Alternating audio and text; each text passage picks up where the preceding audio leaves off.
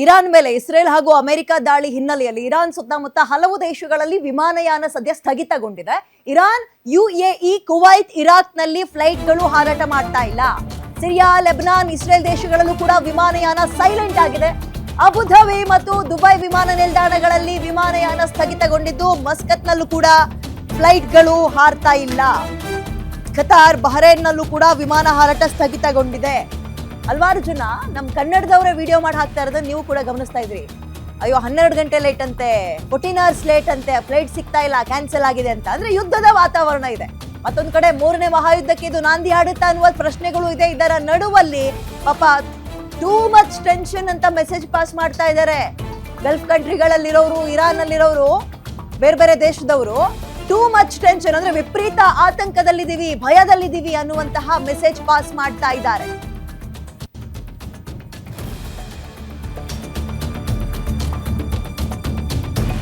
ಎಲ್ಲಿಂದ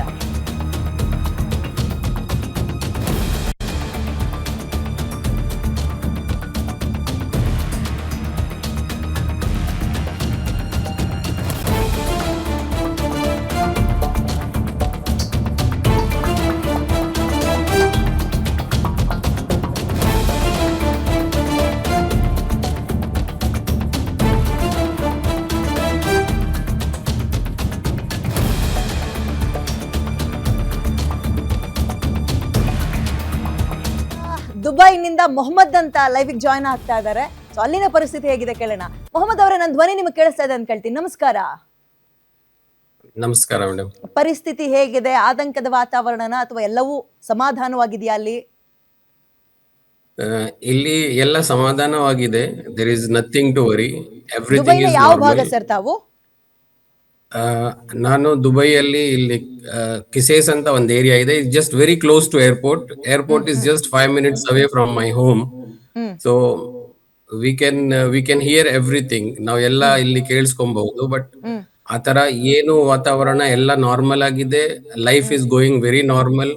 Like I have a business here and today my operations are running very normal, no issues at all. The authorities here are taking very good care of their citizens and residents here. So ಆತರ ಏನು ಚಿಂತೆ ಮಾಡೋ ಏನು ವಿಷಯ ಇಲ್ಲ. S, ಈ flight traffic ಎಲ್ಲ ಹೆಂಗಿದೆ ಸರ್ ಇವಾಗ ಅಲ್ಲಿ? ಫ್ಲೈಟ್ ಟ್ರಾಫಿಕ್, ಏರ್ ಸ್ಪೇಸ್ ನಿನ್ನೆಯಿಂದ ಕ್ಲೋಸ್ಡ್ ಇದೆ. Not only here, in the whole complete middle east air space is closed due to this. Iran is attacking through their drones and missiles to the US air bases based in Middle East, especially ಇಲ್ಲಿ Bahrain ಅಲ್ಲಿ ಅವ್ರ naval base ನ attack ಮಾಡಿದ್ದಾರೆ. Qatar ಅಲ್ಲಿ Uday air base ಇದೆ, that is US air base, ಅಲ್ಲಿ attack ಮಾಡಿದ್ದಾರೆ. And S, UAE ಅಲ್ಲೂ ಸ್ವಲ್ಪ ಇದು ಇಂಟರ್ಸೆಪ್ಟ್ ಮಾಡಿರೋದು ಮಿಸೈಲ್ಸ್ ಇಂದ ಸ್ವಲ್ಪ ಡೆಬ್ರೀಸ್ ಇಲ್ಲಿ ಅಲ್ಲಿ ಫಾಲ್ ಆಗಿರೋದ್ರಿಂದ ಸ್ವಲ್ಪ ಇನ್ಸಿಡೆಂಟ್ಸ್ ಆಗಿದೆ. But there is nothing to worry. Everything is normal. Today being even Sunday, ಇದು ವೀಕೆಂಡ್ ಇದೆ. ಬಟ್ ಆದ್ರೂ ಲೈಫ್ ನಾರ್ಮಲ್ ನಡೀತಾ ಇದೆ. ಇವತ್ತು ನಮ್ಮ ಟೀಮ್ ಎಲ್ಲ ಕೆಲ್ಸಕ್ಕೆ ಹೋಗಿದೆ. ಆತರ ಚಿಂತೆ ಮಾಡೋ ಏನ್ ವಿಷಯ ಇಲ್ಲ. Everything is normal here. ಅಮೆರಿಕದ ಸೈನಿಕ ರಕ್ಷಣೆಯಲ್ಲಿರುವ ಗಲ್ಫ್ ಕಂಟ್ರಿಗಳು ಅಮೆರಿಕ ಇಸ್ರೇಲ್ ಅಟ್ಯಾಕ್ ಅನ್ನ ಇರಾನ್ ಮೇಲೆ ಹೇಗ್ ನೋಡುತ್ತವೆ, ಅಂಡ್ ಇರಾನ್ ಅಟ್ಯಾಕ್ ಈ ಗಲ್ಫ್ ಕಂಟ್ರಿಗಳ ಏರ್ ಬೇಸ್ ಮೇಲೆ ಇದನ್ನ ಹೆಂಗ್ ನೋಡ್ತೀರಿ ನೀವು? See, always there is a retaliation to the action. Iran has no capability to reach US, but they can only attack their assets which are close to the Iran. So ಅದೇ ಅವ್ರು ಮಾಡ್ತಾ ಇದ್ದಾರೆ.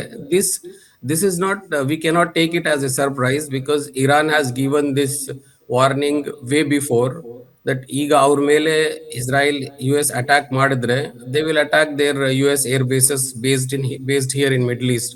So they were all prepared for this.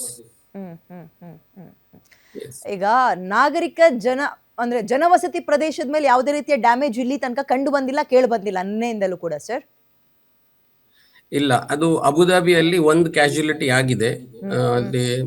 Course ಅದು ಅವ್ರು intercept ಮಾಡಿರೋ missile debris fall ಆಗಿರೋದ್ರಿಂದ there is one casualty in Abu Dhabi. But everything else is normal. Anyway, thank you guarantee news ಜೊತೆಗೆ ಮಾತಾಡೋದಕ್ಕೆ. ಒಬ್ಬೊಬ್ರು ಒಂದೊಂದು ರೀತಿ ಅಭಿಪ್ರಾಯಗಳನ್ನ ಹಂಚ್ಕೊಳ್ತಾ ಇದ್ದಾರೆ, ನಾವು ಗಮನಿಸ್ತಾ ಇರೋ ಹಂಗೆ. ಕೆಲವೊಬ್ರು ಟೂ ಮಚ್ ಟೆನ್ಷನ್, ನಮಗೆ ಆತಂಕ ಇದೆ, ಪರಿಸ್ಥಿತಿ ಯಾವಾಗ ಏನು ಅಂತ ಹೇಳಕ್ಕಾಗ್ತಿಲ್ಲ ಅಂತ ಕೆಲವರು ಹೇಳ್ತಾ ಇದ್ರೆ, ಇನ್ನು ಕೆಲವರು ಇಲ್ಲ, ಅವರು ಬಹಳ ನಿಖರ ನಿರ್ದಿಷ್ಟ ಟಾರ್ಗೆಟ್ ಅನ್ನ ಇಟ್ಕೊಂಡು ಏರ್ ಬೇಸ್ಗಳನ್ನು ಮಾತ್ರ ಟಾರ್ಗೆಟ್ ಮಾಡ್ತಾ ಇದ್ದಾರೆ. ಅಬುದಾಬಿಯಲ್ಲಿ ಒಂದು ಅದೊಂದನ್ನ ಹೊರತುಪಡಿಸಿದ್ರೆ ಉಳಿದಂತೆ ಎಲ್ಲವೂ ಕೂಡ ನಾರ್ಮಲ್ ಅಂತ ಇದ್ದಾರೆ. ನಿಮ್ಮೂರಿನಿಂದ ವಿಶ್ವ ಮಟ್ಟದವರೆಗೆ ರಾಜಕೀಯ, ಸಿನಿಮಾ, ಸ್ಪೋರ್ಟ್ಸ್ ಯಾವ ಸುದ್ದಿಯೂ ಮಿಸ್ ಆಗಲ್ಲ. ಬರೀ ಸುದ್ದಿ ಅಷ್ಟೇ ಅಲ್ಲ, ಜೊತೆಯಲ್ಲೇ ಇರುತ್ತೆ ವಿಶ್ಲೇಷಣೆ. ಗ್ಯಾರಂಟಿ ನ್ಯೂಸ್ ನ ಸಬ್ಸ್ಕ್ರೈಬ್ ಮಾಡಿ, ಫಾಲೋ ಮಾಡಿ, ಕ್ಷಣ ಕ್ಷಣದ ಅಪ್ಡೇಟ್ಸ್ ಪಡೆಯಿರಿ.